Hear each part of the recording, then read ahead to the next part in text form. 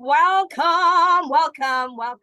Hey, everybody. Welcome to my YouTube channel. Happy New Year to everybody. I'm so glad to kick off this year, and I'm really glad to start it with what do I even call you? Because he's not a friend. He's too cool to be a friend. He's too like old to be like a brother. So I don't know what to call him, but he's one of the funniest people that I know, and I'm really glad to have him here. So Beef, oh my God, I'm so happy that you're here. How are you today? I am doing great. Thank you for having me. Oh. You are such an awesome person.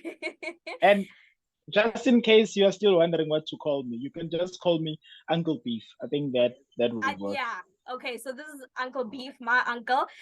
So I met Beef not too long ago, but it feels as if I've known him my entire life. One of the funniest people. I remember having stomach aches whenever I was around him because he's super funny, and I'm really glad to have him here. And from the moment that I met him, I just saw that he has such a powerful testimony. Beef, you like this person that everybody runs to for advice, including myself. You such a wise person, but have you always been like this? What has the Lord done for you, man? So here's the thing. Mm. It's shocking that people would think that I'm wise, because I regard myself as the chief of Moronville. Because I believe that all humans are morons, and this is why humans make stupid decisions. Yeah. And it's only the ones that realize that, oh, I'm actually a moron, that actually seek out the wisdom of God. So Come on. knowing that I don't have it pushes me to, pursue it in Jesus, nowhere Yeah. else. Yeah. So yeah, I'm a moron. Okay. So And yeah. So like from the moment so that so yeah, yeah. Okay. no. You obviously you have questions.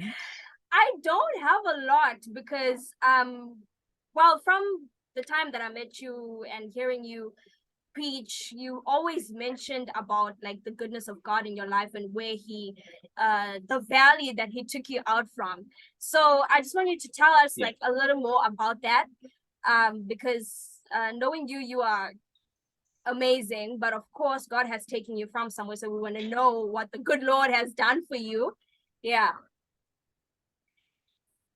Sure. Um, Being 37 years old means that I have done a lot of life. And in those 37 years, I've done a lot of bad life.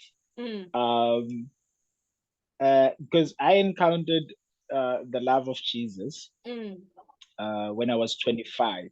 So it Wow. means I had 25 years, which is half of 50, just ruining my life, Sure. dedicated to ruining my life. Sure. Um, and that was fun for then, but in retrospect, that was the epitome of stupidity and morality. Sure. And so there is a few things that I've never done. Um, and I will mention a few that I never did. Uh, I never got drunk. So alcohol and me, we've never had a relationship. I've never done any other drugs, or smoking or anything. Yeah.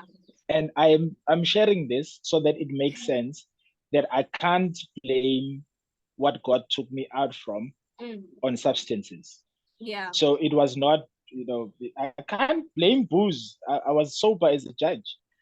Um, so one of the things that um, I tried to ruin my life with, was, obviously I didn't drink, I didn't smoke, um, I didn't play any sports because I hate sports even today. Uh, so I had to capitalize on something Yeah. so that my worth in the circles that I was in could be noticed. Yeah.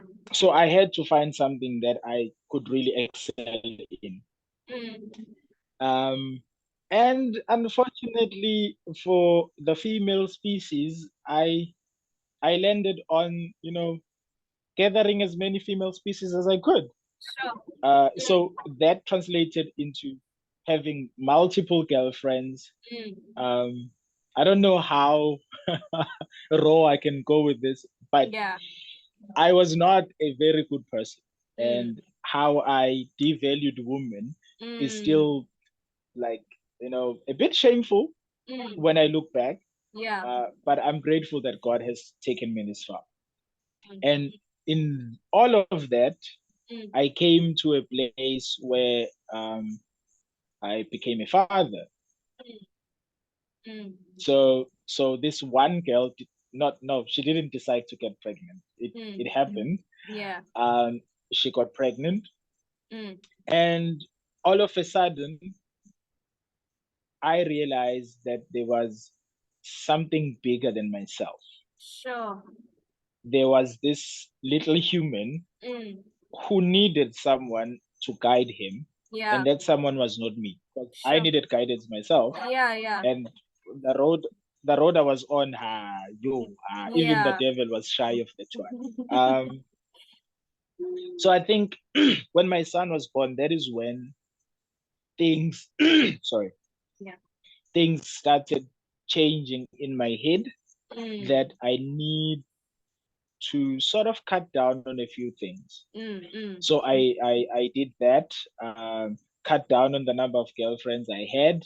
I think I went from an unknown number to about 15. Sure. Okay. You're.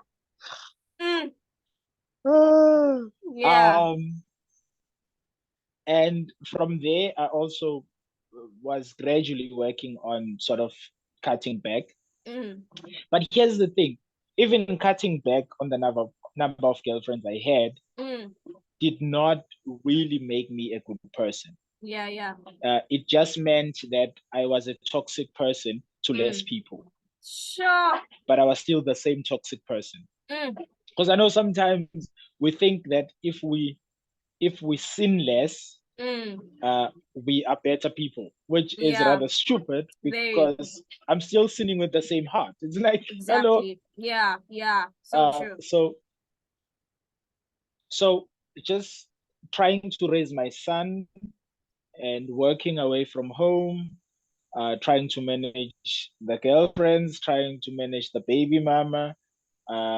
It proved to be something that needed me to be a better person than I was, because I just couldn't handle all of it. Sure. And I think when my son was 5 or 6, this is in 2010. Wait, 2020. Nope, he was not 6. He was 4. Yeah. He was 4. Yeah. That is when so 2019, late in 2019, I quit my job. Yeah. Because it was also contributing to me having the resources to be a stupid person. Okay. So I started doing some voluntary work back home so that I could be closer to my son. Okay. That was okay, but then I realized, you know what? Trying to be a better person from my own heart, it feels good for a time, but then it also highlights what I'm lacking. And and I didn't know this, but I think my heart was really crying out to God and saying, there is more to life than just being this person who's always trying to be good. Yeah. And messing up, and really messing up. So I always say that God was like a stalker. So he started stalking me from then, and he orchestrated ways for me to move away from home, join a Christian organization that was teaching life skills in Pietermaritzburg. Yeah. And through that organization, I was introduced to a church that had home sales on the premises. And that is when I encountered God in 2010. Wow. And because I was a very intelligent moron, um, I could argue myself out of anything. Mm. So if people were preaching to me, I could always out preach them in why God is a terrible God. Yeah. Um, And you're good at doing so that. You're very good at doing that. Yeah, you are. I can testify I you don't are know if good at that's a doing good that. thing. I don't know, me too. Sometimes. Sometimes. Oh, Yeah. so so so how I came to experience God was not Mm, through words. mm, And I think that was the ultimate wisdom of God because he broke through my intelligence and mm. my eloquence. And he Sure. broke right through into my core Mm, because during a worship session, yeah. I could not understand what was going on inside of me, but I Mm, knew there was something in me that shifted and I could connect with a power that I had no idea existed. mm. And I knew that it is only that power that could help me become the person I wanted to be. Yo. Um, and after that encounter, I think I was on the floor for like 30 minutes or so, just weeping. Mm. Not weeping because it was painful, but weeping from relief in saying, this is what I've been yearning for. I didn't Yeah. have the words for it, but Yeah. I knew it when it came. Mm. So I was on the floor, like weeping, and then the people who were there in the home cell came to me and some prayed over me and gave me prophetic words, Yeah. which some of them I can see now coming to Mm. fruition, which is weird, Yeah. uh, but also good. Mm. So I was like, okay, Jesus, this is me and you. So Mm. from 2010 till now, I've been a Jesus freak, and Mm. I don't think I would ever choose differently if I was offered a chance. Okay. Um, Okay, because so 1 minute. one of the things that So let me ask you oh, this. Let me ask you. Okay, so after experiencing an encounter that you finally surrendered to at that worship home cell group or whatever, did you like immediately like surrender your whole life, or was it a process for you? Like, did God take you through a process after that time where you surrendered your life as a dad and as an individual, and you started seeing other people differently? Like, for example, you said you didn't value women, and like how was that process for you after that night? well, I I wish it were a once off that when like boom, new Mm, eyes, new heart, new brain, yeah, different person. yeah. But that was the beginning of a Mm, process that I'm still in today. sure, come on. Because one of the things that God was very clear Yeah. with regarding me and my past was that it took me 25 years to get to a place that I was in. And if I Mm, don't allow myself to, how do you say this? Give 25 years in the future to say, I am going to walk out of all these things that I walked myself into, mm, then my relationship with him is going to be frustrating. yeah. So I walked in knowing that there's a lot of work that needs to be done in me unlearning all the nonsense that I learned. Mm. Or actually, I taught myself. Yeah. So now, and I realized how broken Mm.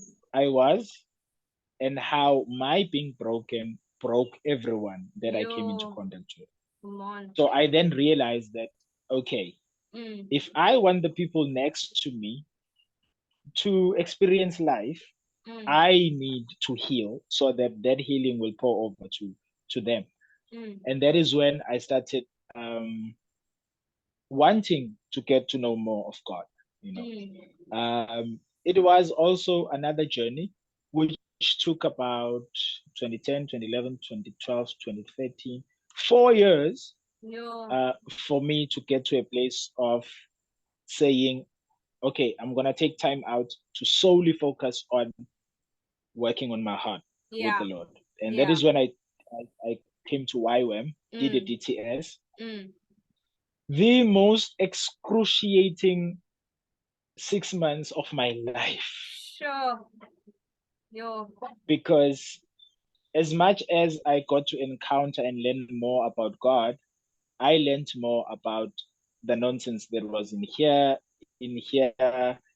and the nonsense that I caused other people to be involved in.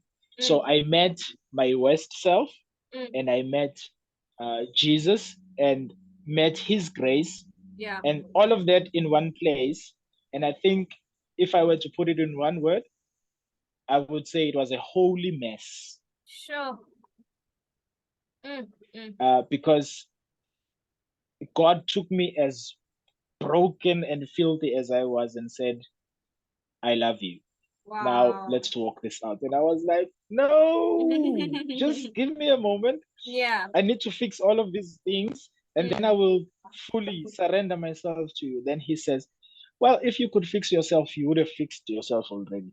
And I was like, Oh. Okay, you have a point there. Yeah, he does. He does. He does. He was using my own strength against me. There is this thing, especially our generation, the young generation, where we're like, okay, Jesus, I see you. You died for me. Cool. But the load that I'm carrying, leave it to me. You know, I know your word says, come unto me, all you who are weary and heavy laden, and I'll give you rest. And we're like, listen, we want to come, but for us to have rest, we have to show you what's behind us, and we don't want that, because now it means we're going to have to be transparent. We're going to have to be convicted of certain things that we thought were cool before, and it's not a fun process, as you say. It's not a fun process. It's really something. It's so I think it's not just your generation. Yeah. Well, obviously you don't have reference because you've never lived in our generation, but it's a human problem. Yes, very true. So I think one of the things that God asked me to put into perspective the whole concept of grace, he said, if Jesus came to you and said, this is what I'm going to go through for you. I'm going to die this day, this is to look like, so that you can be free from all the consequence of sin and eternal damnation. What would your response be if Jesus came to you beforehand? Without even thinking twice, I said I would not allow him to do that. And his question to me was, why? And I said, because I messed up, I need to fix it. Then he says, well, that's stupid. You can't use the same mentality you used to create the mess to try and fix the mess. This is why you need Jesus to transform your heart, your mind, so that you can walk in life. And I was like, I like my mentality because I'm comfortable with it. I can control how this thing goes. And then he says, well, you need to decide. Are you going to let me decide what is good for you, or are you going to decide what's good for you? And I said, well, I think I have a good handle on knowing what is good and evil. And then he says, that's what Adam and Eve thought. Look where we are. And I was like, So he's very brutal with me, because I mean, he knows that if he's soft, it won't go through. So true. So true. This is me and my relationship with God. We have a very brutally honest kind of love. So he calls me out, and I call him out. I remember you once said, you were preaching, and you said, if we don't see ourselves in Adam, that is where the problem is. Because we need to see ourselves in him, because we're so used to saying, oh, why did Eve eat the apple, and why it's like, oh, them, so it's because of them that we're in this mess. But if we don't see ourselves in them, that is the problem, you know? Exactly. So I love Adam. Yeah. I really do love Adam Mm. because he is a perfect example of how moronic humans can be. Mm. And I think the most moronic thing we can do as humans is be passive in our fellowship with God. Mm. Mm. Because if Adam was active in Mm. his fellowship with God, he would have checked with God if what Eve and the snake were doing was still within the realms of okay with God. Sure, But he come was on. so passive that he just went with the flow. Mm. And I'm like, well, he was dumb. He got us all into a knot of sin. But I also do it sometimes when Yeah, I'm in the company of people and they are exactly. all deciding on something extremely stupid, and I'm there with a mouth full of teeth, not saying anything. And I'm like, how am I different from Adam? Yeah. Yo, come on, man. So it is, Sure. it is that. Wow. Yo, It that's is that. So, sure. uh, and also, I just want to highlight this. Yes. When Jesus was preaching for the, well, not maybe not for the first time, but the Sermon on the Mount in Matthew 5, he says, "Blessed are the poor in spirit, for those the kingdom of God belongs to them." Sure. And being poor in spirit is actually, like simply put, is embracing the need for Jesus, Come on. embracing the need Yeah. of God to actually survive and Mm. live life in abundance. Mm. And this is why I love saying I'm a moron, because if I embrace the fact that I'm a moron, I'm recognizing the need for God's wisdom to Yeah. overshadow everything that I am, which is moronic, so that He can be glorified through me, Amen. which is Come why on. we are alive. Yes, So, exactly. I mean, we want to be known as wise people, Mm. but then again, if we are wise, are Yeah. we leaving space for God to be wise, or are we gonna use our own wisdom? So there's like this constant fight of, okay, is it me? Is it God? Who gets the glory? Is it me? Is it God? I'm okay with not getting the glory. I'm dumb. Mm. Mm. God, Mm. God is not. And Yeah, looking in he isn't. history of all the champions of faith, Mm. because we read it in retrospect. So Yeah. we read it because we know the outcome. We have a little bit of grace with their stupid decisions in the moment. Yeah. But if Yeah. you ask them, how were they feeling when they were making the decisions? For Abraham, when he was about to sacrifice his own son, Sure. I'm quite sure he would tell you, yeah, that was dumb. I should have known God. David would say, yeah, that was kind of dumb. I shouldn't have, done that with somebody's wife. Exactly. Sure. But we see him in we see him within the whole process of him being done, God's wisdom coming Yeah. in, him repenting and being Yeah. restored. Come And on. and we don't see the stupidity in how he was. And God used the most stupid of them all. Well, except for Jesus. Jesus Yeah. was No, he's a cool guy. yeah. And so and this other one that we love the most, Paul, Apostle Paul. Apostle Paul. That guy was so moronic, and I will explain why. He loved God so much that he started to kill God because God appeared in a different form than what he was used to. And this is why Jesus was like, hey, Saul, why are you persecuting me? Why are you trying to kill the very thing you are professing to love? This should show us how moronic we are, even in our confession of God's love and allegiance to him. So this is why I'm saying, even me being in Jesus, I still recognize that there is a huge percentage of my morality, and it's a constant battle of laying it down and say, okay, God, let your wisdom be the one thing I rely on right now. Because me, I mean, I'm damn shame. Yeah, that's a beautiful perspective that you just, it's so amazing. So, right, you accept the Lord your God as your personal savior, right? Now, Yeah. how has this changed the way you saw yourself as, like, your son was born, right? And you were like, I got Oh, nothing to yeah. do with this Yeah. because I need a leader myself. I need someone to look up to, so you Yeah. cannot look up to me.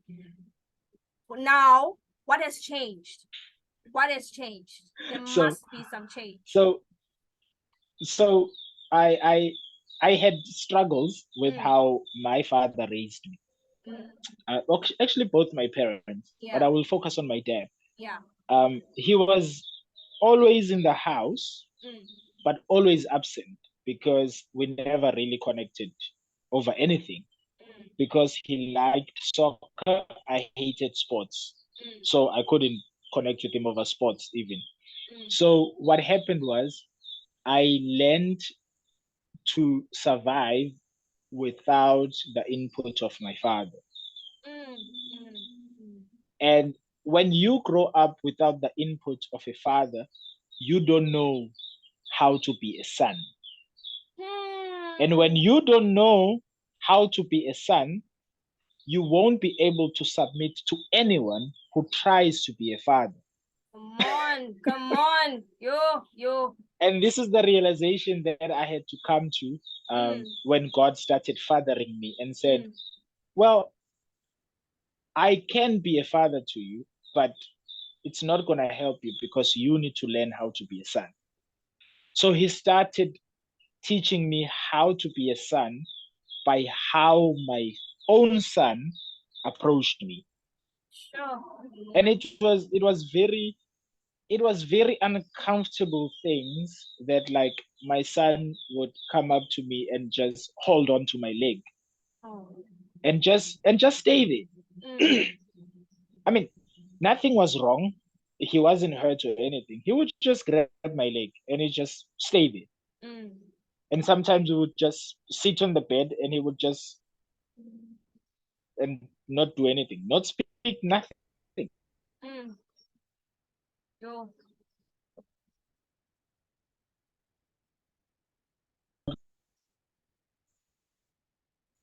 Mm,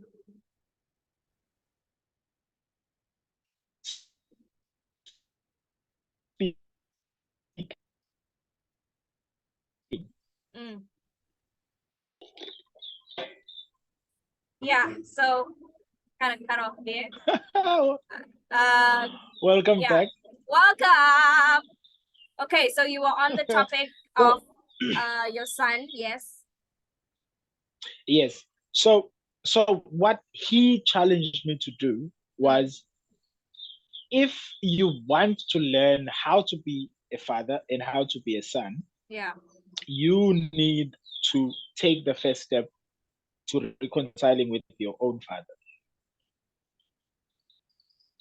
And I was like, the same guy who ruined my life by Sure. not playing his part. Yeah.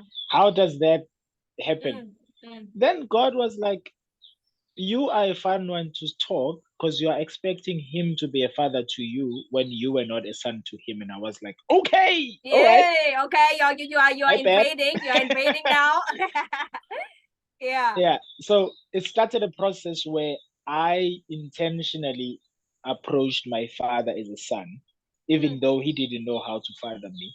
I was willing to say, I'll be your son, even if you don't recognize yourself as a father to me, which was what my son was doing to me. So actually, my son, or let me just say, God used my son to model what I should do towards my own father so that we can be reconciled. And I'm like, yo, mm. God's wisdom is very crooked and weird, but it works. Yeah.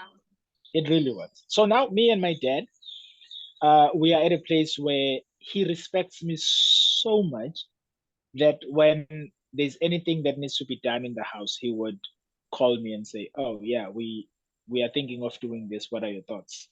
And I'm like, "It's your house.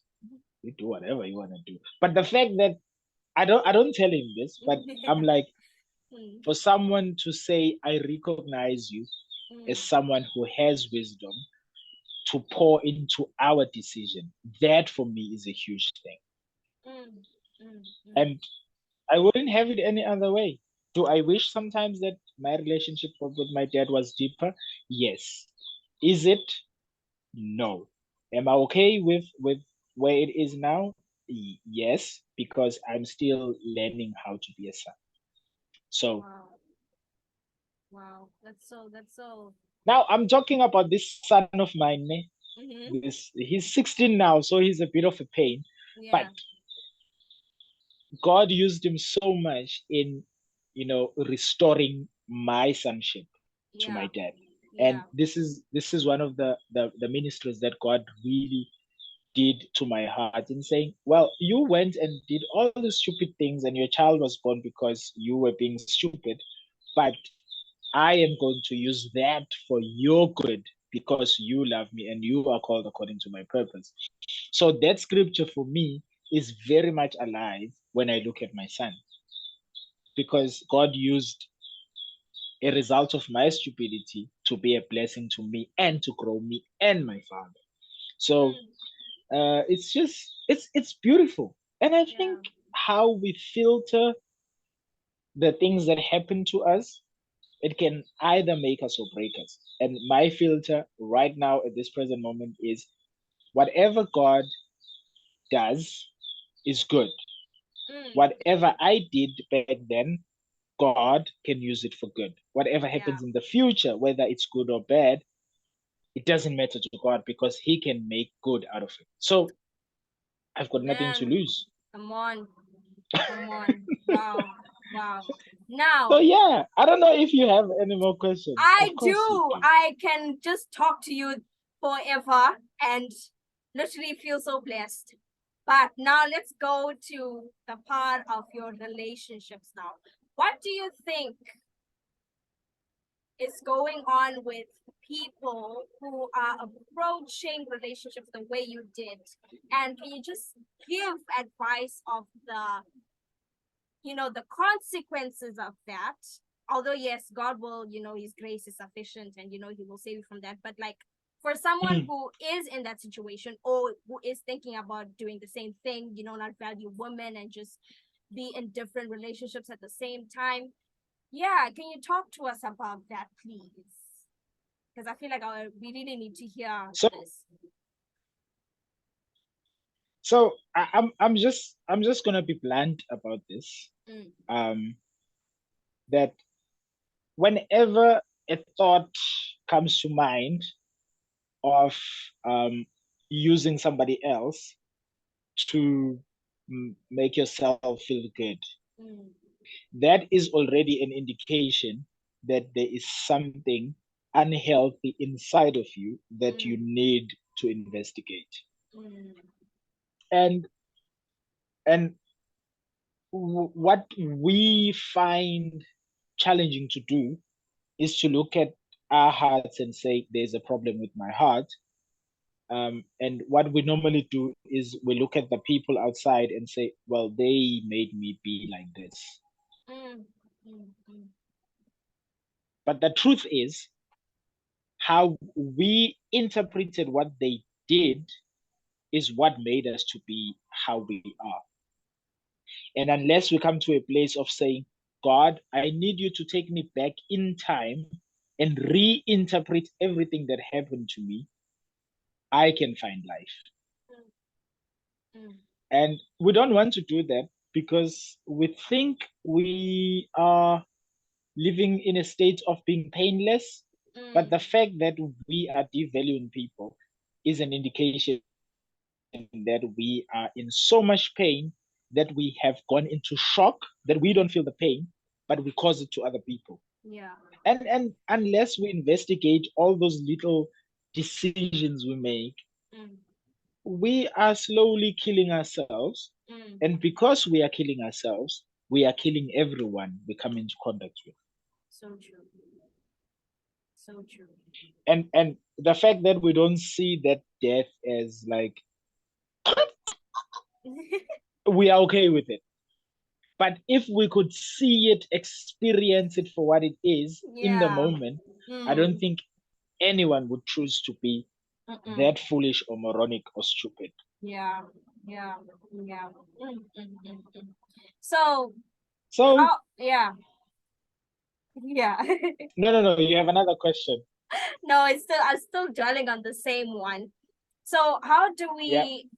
how do we involve God into the decisions that we make? If you could just give us advice on how do we involve God in terms of your relationships, your life in general, so we don't end up making those Uh, dumb mistakes. well, here's the thing: we don't involve God Mm. because that kind of language implies that we are bringing God into something that is already happening. Yeah, yeah. The fact that he was not the In it from the founding, beginning. Yeah, the beginning, yeah, that is already a problem. exactly. Yo. And any any relationship that we Mm. try and create outside of God is gonna get doomed. Yeah, true. That's true. Whether it's a friendship, whether Mm. it's family, whether Mm. it's work relationships, whether it's romantic relationships, it's gonna get doomed Yeah. because if we do not acknowledge the fact that relationship started with God, even in